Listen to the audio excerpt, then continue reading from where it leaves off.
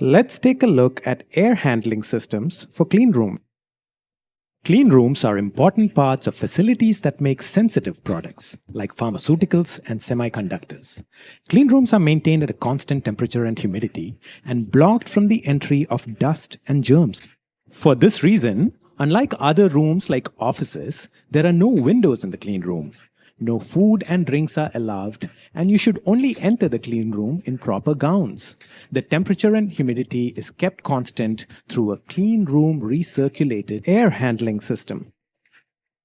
The core of this system is an AC unit called the Air Handling Unit, or AHU. It can supply cool fresh air and also take in used warm air for conditioning. The clean room itself has false ceilings and wall partitions that create two independent spaces, a supply air plenum and return air plenum.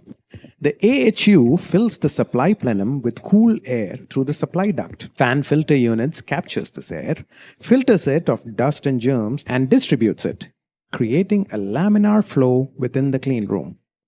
The used warm air in the clean room is sucked in through the return air grills in the walls. It rises above along the return air plenum, where it may be mixed with fresh outside air before getting into the AHU for conditioning.